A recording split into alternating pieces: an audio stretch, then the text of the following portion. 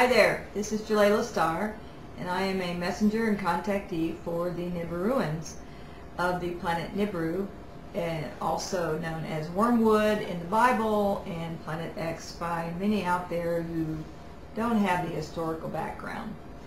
And of course NASA calls it Planet X. Anyway, this is going to be the very first in a series on Nibiru, and I will be talking about both the planet, the people, and their agenda and their history, and what they have to do with 2012. Now, I don't know how many there's going to be in this series. I'll just keep going until I figure I've exhausted the subject. Anyway, so getting started.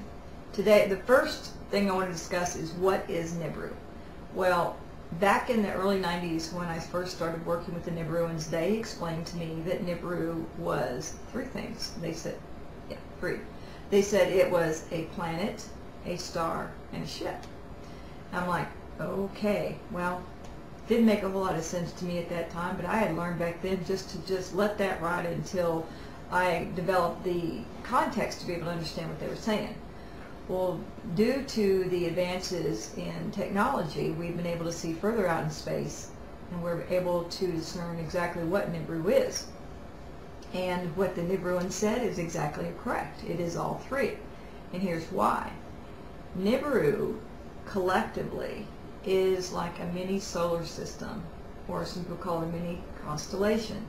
It is a star that never ignited, that is surrounded by planets and moons. So it is like its own little traveling solar system. It has a 3,600-year orbit, and it orbits a sister star to our sun. We do live in a binary star system, and its orbit takes it around that one and then into our area of space around our sun and then back out.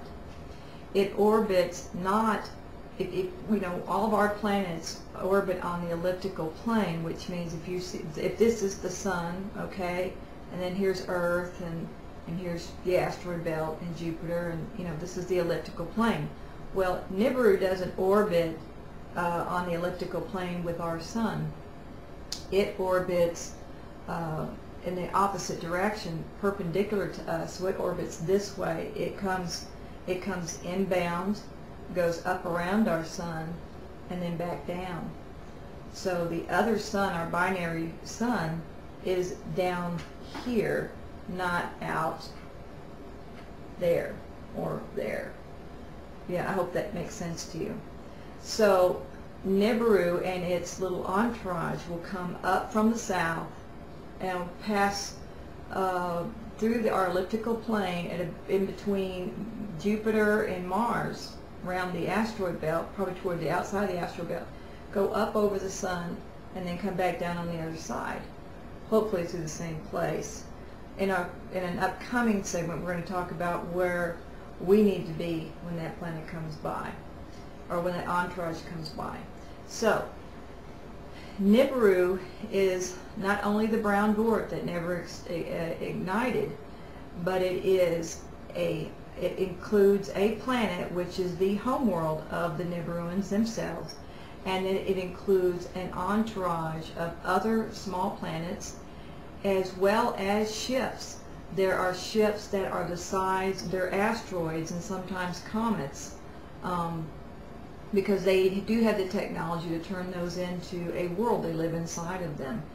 And then there are a host of other ships that I am told belong to the member nations of the Federation, and they are docked or in port around Nibiru, because Nibiru is a roving field office for the Federation.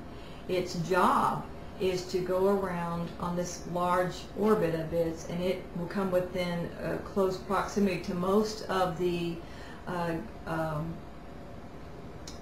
solar systems of the member nations of the Federation. That's what I am told. And it also acts as the field office for Earth's grand experiment, which is the experiment, the integration of light and dark, and the the numerous starseed nation people on Earth who've been seeded here from member worlds of the Federation, trying to work out their differences. So it is all three. It is a home world to the Nibiruans themselves. It is a star.